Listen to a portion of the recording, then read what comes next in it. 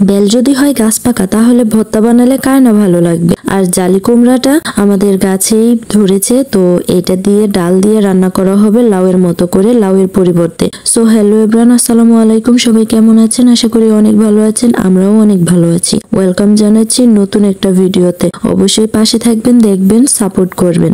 সকাল সকাল কাজকর্ম সব সেরে পান্তা ভাত খাওয়ার জন্য তোড়জোড় শুরু করে দিয়েছি, আর পান্তা ভাত খাওয়াও অলরেডি শেষ।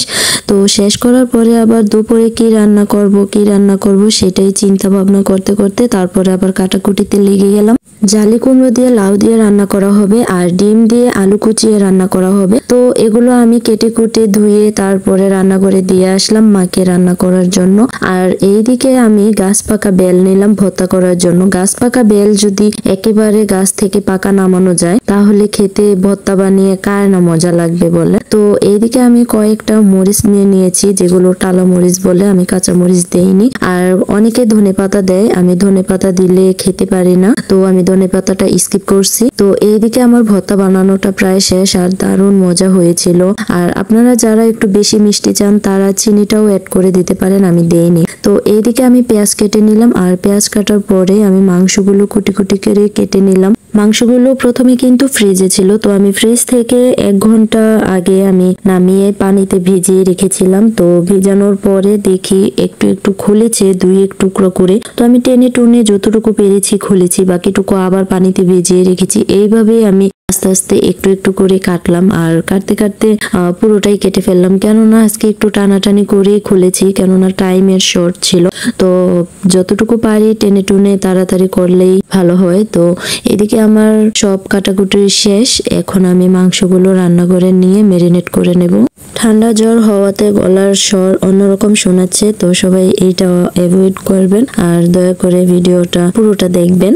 আর এইদিকে আমি রান্নাঘরে এসে পড়লাম মাংসগুলো নিয়ে। আর তার আগে থেকেই কিন্তু মা রান্না করা বসিয়ে দিয়েছে, 2 চুলায় 2 রকমের রান্না বসিয়ে দিয়েছে, কেননা আজকে একটু রান্না বেশি করতে হবে, তো তাই 2 চুলাই বসিয়ে দিল। আর তারপরে তো আমি আছি সাহায্য করার জন্য। এইদিকে আমি মাংসগুলো কিন্তু হলুদ, মরিচ, আদা রসুন বাটা, তারপরে কিছু মশলা দিয়েছি, দারচিনি, এলাচ, লবঙ্গ, তেজপাতা, সামান্য সামান্য যে মশলাগুলো হয়। আর ইউটিউবে দেখে তত বেশি মশলা এত ব্যবহার করা হয় নাই, তো গোলমরিচ ছিল দেইনি, বাট আমরা তত বেশি একটা মশলা খাই না। গরুর মাংসগুলো আমি খুব ভালো করে মেখে নেব। আর মেখে নিতে হলে আগে একটু চিনি দিয়ে দিলাম, সামান্য একটু চিনি, 2 চিমটি। তো চিনিটা দেওয়ার কারণে মাংসটা একটু তাড়াতাড়ি সিদ্ধ হয়ে যাবে আর নরম নরম হবে, তত বেশি শক্ত থাকবে না, আর তত শক্ত মাংস খেতে ভালোও লাগবে না। আসলে প্রতিদিনই আমাদের গৃহিণীদের কমন চিন্তা থাকে যে কালকে কি রান্না করা হবে।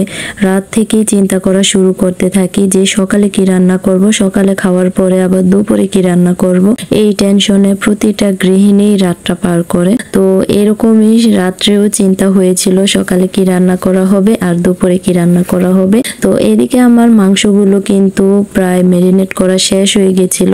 তারপরে হঠাৎ করে মনে হয়েছে পেঁয়াজ তো দেই নেই, তো ভুল হতেই পারে, সমস্যা নাই, মনে তো পড়েছে। তারপরে পেঁয়াজগুলো দিয়ে আমি কষানোর জন্য চুলায় বসিয়ে দিলাম গরুর মাংসটা। তারপরে আমাদের রান্না বান্না প্রায় শেষ। ডিম তরকারি রান্না করা হয়েছে আলু কুচি দিয়ে, আর এদিকে কিন্তু সেই ডাল দিয়ে আর জালি কুমড়া দিয়ে রান্না করা হয়েছে। আর গরুর মাংস ভুনাটা দেখেন কত সুন্দর হয়েছে, মজাও হয়েছিল সেই। তো সবাই ভালো থাকবেন, সুস্থ থাকবেন, আল্লাহ হাফেজ।